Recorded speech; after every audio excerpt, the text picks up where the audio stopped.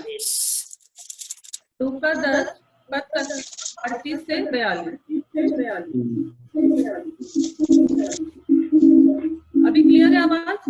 हाँ, सुनाई दे रहा है।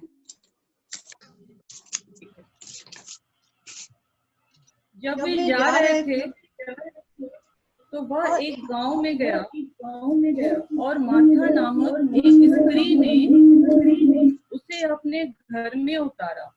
मरियम नामक उसकी एक बहन थी, वह प्रभु के चरणों में बैठकर उसका वचन सुनती थी। परंतु मार्था सेवा करते करते घबरा गई और उसके पास आकर कहने लगी, हे प्रभु, क्या तुझे कुछ भी चिंता नहीं कि मेरी बहन ने मुझे सेवा करने अकेली ही छोड़ दिया है? इसलिए उससे कह कि मेरी सहायता करे। प्रभु ने उसे उत्तर दिया, मार्था, हे मार्था, तू बहुत बातों के लिए चिंता करती और घबराती है, परंतु एक बात आवश्यक है और उस उत्तम भाग को मरियम ने चुन लिया है जो उसे छीना न जाएगा। यहाँ तक।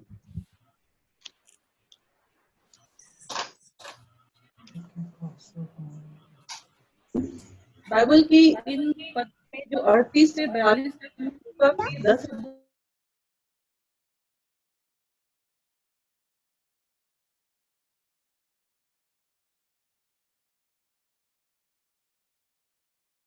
मार्था और मरियम जैसा पहले से जानते हैं अपने भाई लाजर बैतनिया गांव में, और प्रभु ऐसा होता है कि जब भी बैतनिया गांव में आते थे तो उनके घर पे वो रुकने के लिए उनको आमंत्रित करती थी।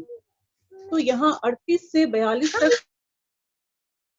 पढ़ने के बाद मार्था का नाम सुनते ही हमारे मन में जो मार्था की इमेज बनती है वो एक ऐसी स्त्री की बनती है जो सेवा कार्य से घबरा कर प्रभु से शिकायत करने लगती है, कुड़कुड़ाने लगती है और प्रभु से कहती है कि आपको मेरी चिंता नहीं। तो क्या मार्था ऐसी थी? क्या वो ऐसी स्त्री थी कि घबरा के प्रभु से शिकायत करने लगी और कुड़कुड़ाने लगे? पर ऐसा नहीं है, मार्था ऐसी नहीं थी। फिर वो कैसी थी? मार्था के विषय में और गंभीरता से और करीब से जानने के लिए अगर हम फिर से इन पदों को ध्यान से देखें तो हम पाएंगे कि प्रभु यीशु जब बैतनिया से निकल रहे थे, बैतनिया गांव में जब आए, तो मार्था ही थी जिसने प्रभु यीशु को अपने घर में आने के लिए सबसे पहले निमंत्रण दिया। यदि वो सेवा कार्य से घबराती होती तो कभी ना कहती कि प्रभु मेरे घर पे आइए, पर ऐसा नहीं था। वो प्रभु के और उनके चेलों को बहुत आदर और सत्कार के साथ अपने घर में निमंत्रण देती है और उनकी सेवा के लिए जो बन सकता है हर एक बातों में परिश्रम करने लगती है। वो चाहती थी कि प्रभु के लिए सेवा में या भोजन व्यवस्था में कोई कमी ना रहे, और इसीलिए वो बड़े परिश्रम से अच्छे से अच्छा और उत्तम से उत्तम व्यवस्था करने में लगी हुई थी। तो इस तरह से हम कह नहीं सकते कि मार्था सिर्फ कुड़कुड़ाने वाली और शिकायत करने वाली स्त्री थी। वो बिल्कुल ऐसी नहीं थी, बल्कि वो प्रभु से प्रेम करने वाली और प्रभु के लिए जितना बन सके उतना करने वाली स्त्री थी। अगर हम मार्था के जीवन को और ध्यान से देखें तो हम पाएंगे, इसके लिए हम बाइबल में से अगर हम दूसरा रेफरेंस देखें तो जो हमें मिलता है यूहन्ना रचित सुसमाचार 11वां अध्याय, यूहन्ना रचित सुसमाचार उसका 11वां अध्याय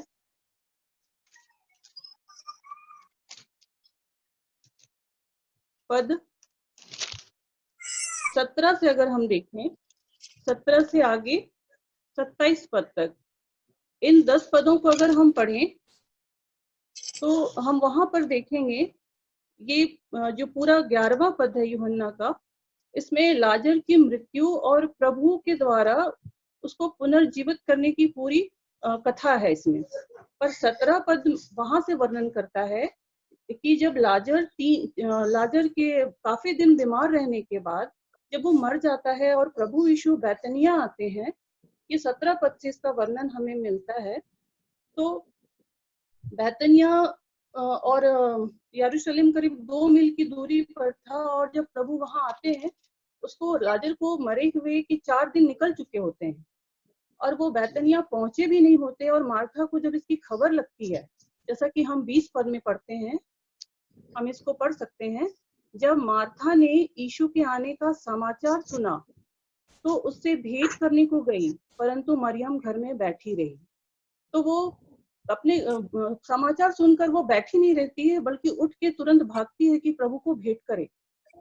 इससे उसके चरित्र का पता चलता है कि वो प्रभु से प्रेम करने वाली स्त्री थी, उस पर भरोसा करने वाली स्त्री थी। इसके बाद 21वां पद बताता है, वहां वो कहती है, मार्था ने यीशु से कहा, हे प्रभु, यदि तू यहाँ होता तो मेरा भाई कदापि नहीं मरता। इस पद के द्वारा मार्था अपने दृढ़ विश्वास को प्रकट करती है प्रभु पर। वो कहती है कि प्रभु, यदि तू आ गया होता तो मेरा भाई कदापि ना मरता। इतना विश्वास वो दिखाती है प्रभु के प्रति। और 22वें पद में हम फिर देखते हैं, और अब भी मैं जानती हूँ कि जो कुछ तू परमेश्वर से मांगेगा परमेश्वर तुझे देगा। ये विश्वास की पराकाष्ठा इसको हम बोल सकते हैं, क्योंकि उसका भाई मर चुका है, तब भी वो कहती है कि प्रभु, अब भी, कि मेरा भाई मर चुका है पर भी तू अब भी आ गया मेरे पास, मेरे घर आ गया, तो अभी तू परमेश्वर से यदि कुछ मांगता है तो परमेश्वर निश्चय तुझे देगा। इतना बड़ा विश्वास वो परमेश्वर के ऊपर दिखाती है। तो हम कैसे कह सकते हैं कि मार्था से शिकायत करने वाली या कुड़कुड़ाने वाली स्त्री थी। तो हम इस तरह से मार्था के जीवन की इन विशेष चरित्रों को हम देख पाते हैं। और मार्था इन 2 वचनों के द्वारा, इन 2 पदों में जो हमें मिलता है 21 और 22 में, इतने बड़े विश्वास को, वो विश्वास वचन को कैसे कह पाती अगर वो प्रभु से प्रेम नहीं करती होती और उस पर विश्वास नहीं कर रही होती। और इसी विश्वास के कारण वो प्रभु की महिमा को आगे देखने पाती है, जब 4 दिन से उसका मरा हुआ भाई प्रभु ने उसको जीवित कर दिया। तो हम इस तरह से देखते हैं कि मार्था किसी भी रीति से वैसी नहीं है जैसा शायद हम अपने मन में बना के रखें उसकी इमेज कि मार्था ऐसी है, परंतु प्रभु से प्रेम करने वाली, विश्वास से योग्य और सेवा करने वाली स्त्री थी वो। और जो भी कार्य उसे मिलता था वो बड़ी गंभीरता से और सेवा भाव से करती थी। इस तरह से हम मार्था के जीवन की इन चरित्रों को हम यहाँ पर बहुत स्पष्ट रूप से देख सकते हैं।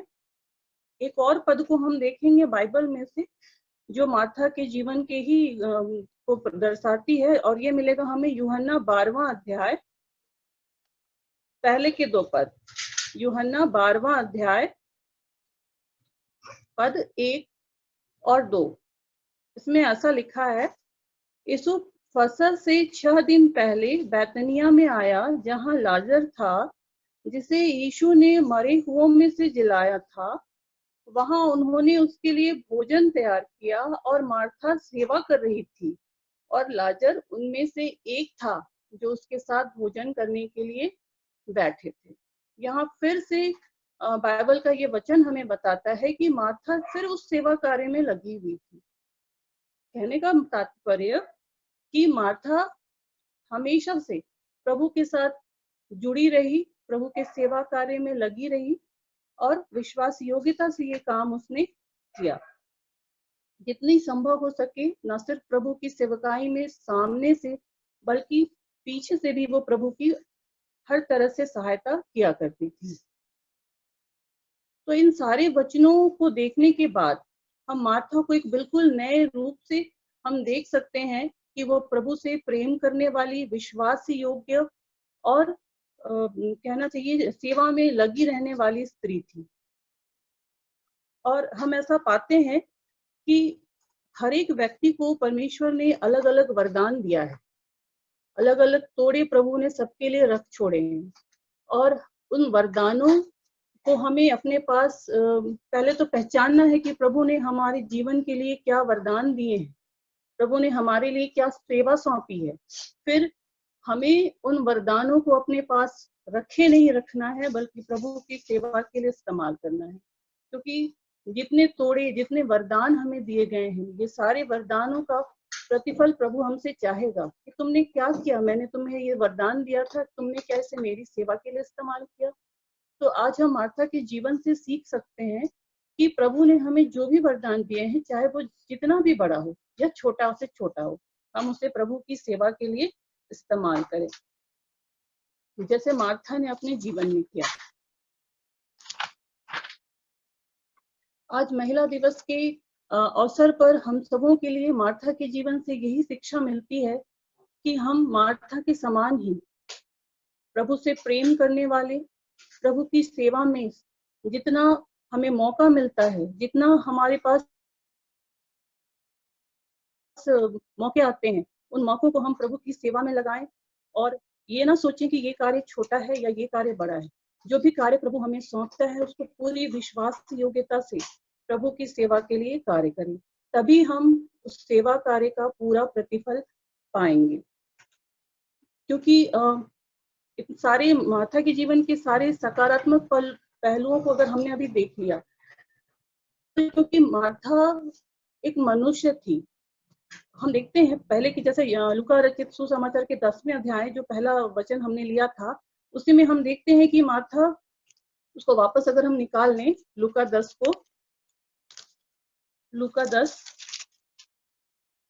38 से 42 हम फिर से निकाल लें। यहाँ मार्था 40वें पद में लिखा है, मार्था सेवा करते करते घबरा गई और उसके पास आकर कहने लगी। एक मनुष्य होने के नाते ये हमारे साथ भी कई बार हो चुका होता है, हम प्रभु में विश्वास योग्य रहते हैं और कई बार कुछ परिस्थितियों की वजह से या फिर काम की अधिकता की वजह से हम घबरा जाते हैं और प्रभु से शिकायत करने लगते हैं कि प्रभु तूने ऐसा क्यों किया, क्या तुझे मेरी चिंता नहीं है। तो बिल्कुल सिर्फ मनुष्य होने के नाते कुछ क्षण के लिए मार्था के जीवन में भी यही हुआ। उसने प्रभु से कंप्लेन की, शिकायत की कि प्रभु क्या तुझे मुझे मेरी जरा भी चिंता नहीं है कि मैं अकेले सेवा कार्य में लगी हुई हूँ। पर हम यहाँ पर देखते हैं कि प्रभु जो उससे बहुत प्रेम करते हैं, इस बात का क्या जवाब देते हैं। 41वें पद में प्रभु ने उससे उत्तर दिया, मार्था, हे मार्था, तो बहुत बातों के लिए चिंता करती और घबराती। यहाँ प्रभु ने 2 बार उसका नाम उच्चारा और ऐसा प्रभु हम देखते हैं बाइबल में कि पुराने नियम और नया नियम में भी कि प्रभु जब 2 बार किसी भी व्यक्ति को नाम लेके बुलाते हैं तो किसी विशेष प्रयोजन से ही बुलाते हैं। और यहाँ पर प्रभु मार्था के प्रति अपने प्रेम से भरकर उसे उसका नाम बुलाते हैं। प्रभु जान रहे होते हैं कि मार्था व्याकुल हो रही है, वो घबरा रही है, और उसकी व्याकुलता में उसको शांति देते हुए उससे कहते हैं कि तू व्यर्थ बातों के लिए चिंता करती है और घबराती है। और प्रभु उसकी सहायता करना चाहते हैं इस वचन के द्वारा कि वो ऐसी परिस्थितियों में उचित तरीके से व्यवहार करने को चुन ले। मतलब कि हम जो भी करें उसके लिए न घबराएं, न चिंता करें, न कुड़कुड़ाएं। और इस तरह से प्रभु उसको वहां सांत्वना देते हैं कि आवश्यक ये है, वो कार्य आवश्यक बाद में है, आवश्यक है उस कार्य को करने के दौरान हमारी मनसा, हमारी सोच कैसी है। प्रभु ये वचन उसको समझाते हैं वहां पर कि आवश्यक इस बात की है, इस बात पे जोर देने की है कि किसी भी कार्य को करने के पीछे हमारी मनसा क्या है, हमारी सोच क्या है, तभी उस कार्य का पूरा पूरा प्रतिफल हम पाएंगे। और अगर हमने कोई कार्य प्रभु के लिए किया है और उसके पीछे हम अपनी सोच सही नहीं रखते, अगर हम उसके लिए किसी और को दोष देते हैं या प्रभु को दोष देते हैं, तो शायद हम अपना प्रतिफल खो रहे होते हैं। तो आज हमें ये सीखने की बात है महिला दिवस के दिन हम सबों के लिए कि प्रभु ने हमें जो भी सेवा के अवसर दिए हैं किसी भी रूप में, चाहे वो मंडली कलीसिया का कार्य हो, अपने घर के कार्य हो, या फिर अपने समाज के लिए किया जाने वाला कोई कार्य हो, हर एक कार्य में प्रभु चाहता है कि योग्यता से करें और किसी भी बात की बिना चिंता किए प्रभु को सारी बातों को सौंप दे। ये बहुत ही असंभव जान पड़ता है कि हम कभी शिकायत ना करें, क्योंकि हम भी मनुष्य हैं और कई बार ऐसा होता है कि हम घबरा कर शिकायत करने लगते हैं, प्रभु से बोलने लगते हैं या फिर अपने परिवार के लोगों से ही बोलने लगते हैं। पर प्रभु यहाँ कहता है कि तुम्हारी निर्बलता में मेरी सामर्थ्य सिद्ध होती है।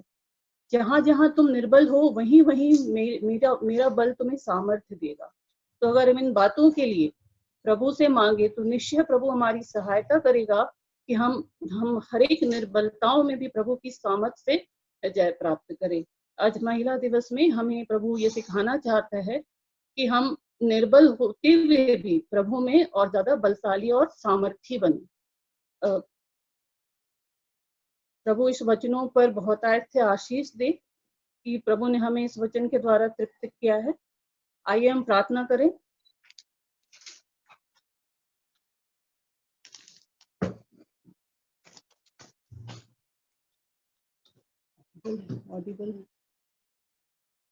सबों को आवाज आ रही है?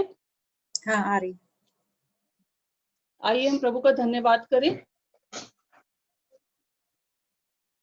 अनुग्रहकारी जीवित और सामर्थ्य पिता परमेश्वर, हम आपका पूरे हृदय से धन्यवाद करते हैं पिता कि आपने वचन के द्वारा हमें तृप्त किया है। पिता, आप आज के लिए जो ठहराया हुआ वचन था उसके द्वारा तूने जो शिक्षा हमारे लिए रखी थी पिता, उन सबों को ग्रहण किया पिता, और हमारी सहायता कीजिए कि हम इसे न सिर्फ सुने वरन अपने जीवन में भी धारण करने वाले होने पाए।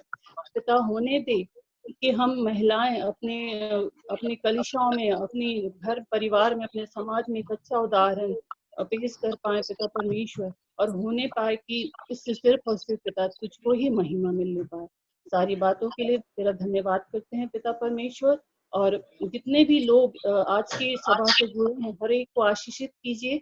आगे की सभा के संचालन में भी पिता परमेश्वर अपनी महिमा सहायता ले लिए। सारी बातों के लिए तेरा धन्यवाद करते हैं और प्रभु यीशु के नाम से प्रार्थना को मांग लेते हैं।